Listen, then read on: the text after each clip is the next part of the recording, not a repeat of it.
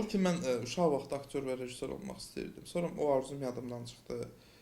Yəni ümumiyyətlə fikirləşmirdim uzun müddət ki, mən böyüyəndə nə olacağam sualı mənim üçün qaranlıq idi. Məktəbin son siniflərində mən artıq fikirləşdim ki, şey olacağam. Jurnalist olacağam. Mən jurnalist olmaq istəyirəm. Sonra sual verdim ki, niyə jurnalist olmaq istəyirəm? Çünki nələrsə demək istəyirəm, yazmaq istəyirəm və həmçinin məşhur insanlarla görüşəcəyəm, zadora bura. Sonra biraz da fikirləşdim, dedim ki, gəl ondan sonra aktyor olum, məşhur insan mən olum da, mənlə görüşsün, mənlə şeyləsin. Belə bir içimdə dəyişiklik baş verdi və 11-ci sinifdə hardasa axırıncı rüblərdə tam məktəb instituta vermə ərəfəsi birdən qərar verdim ki, mən aktyor olacağam. Yəni yadıma düşdü ki, mən aktyor olmaq istəyirdim nə vaxt.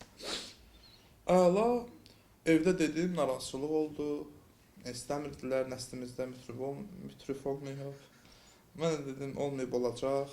Həmişə birinci dəfə olur. Kimsə başlamalıydı bu ənənəni və s. Yəni düşünürəm ki, həmçinin bu istək mənə ana xəttinə keçir. Çünki mən böyük qardaşımda, xalam qızında və s. belə bu cür istedadlar var. Yəni dayımda belə aktyorluq şeyləri var. Düzdür, heç bir məşğul olmur, amma danışığında yamçılamaqları çox. Mənim qabiliyyət imtahanım mənim həyatımın ən pis anlarından biri olubdu. Biz aktrisamız var, sevimli aktrisamız. O götürürdü məndən. Amma çox acı dil adamdır. Mən gəldim, indi bilmirəm, belə əzbərdən də yaxşı bilmirəm, deyirəm. O da baxdı mənə. Bala, sən bura niyə gəlmirsən? Sən istedadın yoxdur, sən niyə gəlib burada başqasının yerini tutmaq istəyirsən? Sən göt politexnikdə oxu, nə bilim, başqa texniki şeylərdə. Ya sən bura havaya gəlirsən, yəni nahaq gəlmirsən sən bura. Yəni əlbəttə, məncə, yəni heç kəs arzulamaram bu sözləri eşitsin. Əsas da aktyor olmaq istəyən adamlara çox pissındım. Doğrusu, yəni gözləmirdim elə bir şey. Çünki insanlar adətən insan universitetinə vermək istəyir. Yəni özü aktyor sayəsi hələ daxil olmamış.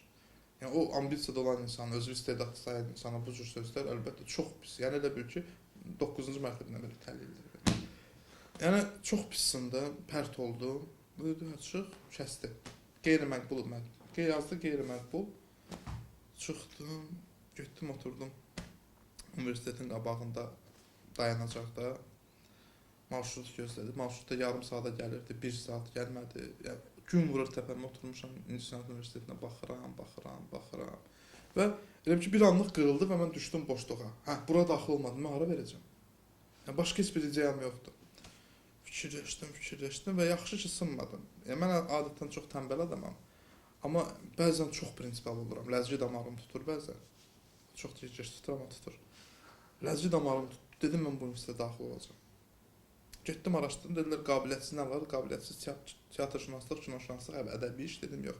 Teatrşünaslıq, kinoşünaslığı yazdım. Yəni, o vaxt 15 dənə yazmaq olur. Mən 2 dənə fakültə yazdım. Yəni, pullularına, pulsuzlarına. 2 fakültəm ki. Dedim, girəcəm universitetə. Girdim. Daxil oldum teatrşünaslıq fakültəsinə. Daxil olmuş teatra oxuyuram, amma fikrim oradadır. Gedirəm, baxıram, aktyorlara həsəndən baxıram. İkinci kursdan privat aldım təzədən teatr və kino aktyorluğuna.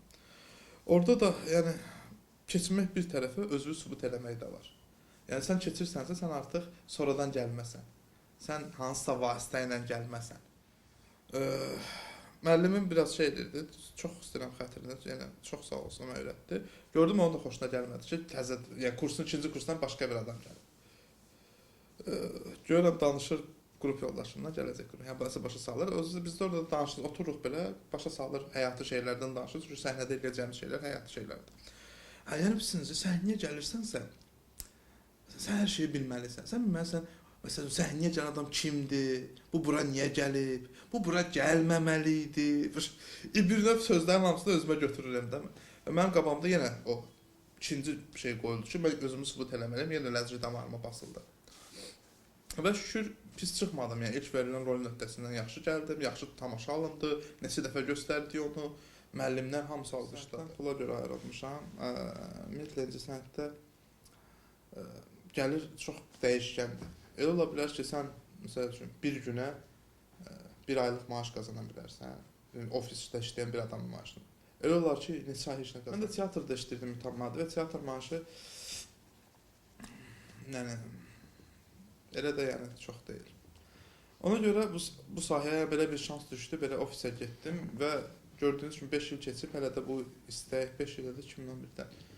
66-cı ilə keçir. Bu istək içimdə ölməyib. Deməli, elə belə istək olmuyor. Öz işimlə pul qazansam, yəni bir anda fikirləşmərəm. Düzdür, yenə deyirəm. İndi işlədiyim ofisdə, yəni mənim sahəm deyil, amma öz insanlarımı tapmışam. Öz maraq dairəmdə olan insanları, mənə maraqlı insanlar, dostlar tapmışam. Azərbaycan kinosu hal-hazırda peşəkarlıqda çox geri qalır, bir çox ölkələrdən. İrandan da geri qalır, Gürcüstandan da geri qalır, yəni qonşularımız deyirəm. Rusiyadan əlbəttə ki, geri qalır, Xəzər dənsindən də geri qalır. Yəni, hər tərəfdə gerimiz var idi. Kino ənənəmiz olubdu. 90-cı illərdə bildiyimiz o Sovetin dağılması, müharibə və s. Bir növ hər sahə kimi kino studiyanın bütün pavilyonlarını ambar elədilər, restoran elədilər, satdılar, kino işçiləri mənim kimi pul qazanmaq üçün hərəsi bir sahəyə getdi. Qalanlar əlbəttə fədakarlar qaldı. Onlar kinonu müəyyən qədər saxladılar. Sonla saxlamız dəfə. Yəni böyük bir boş binadır. Belə adam görür, vahimələnir. Və kinoya bir növ və o ənənə qırılıbdır. Həmçinin İncəsənət Universiteti yetişdirmir o fərdləri ki, hansılar ki, kino eləsin. Mən İncəsənət Universitetini oxumuşam, bitirmişəm. Və məncə İncəsənət Universiteti, yenə deyirəm, hər bir sahədə, istər aktyor olsun, istər rejissor olsun, istər operator olsun, bir il ərzində, yəni bir neçə kursdan 3-4 doğrudan da peşəkar aktyor yetişdirə bilsə hər il, bu Azərbaycan kinosu üçün böyük uğur olar. Demək olar ki, yetişmir.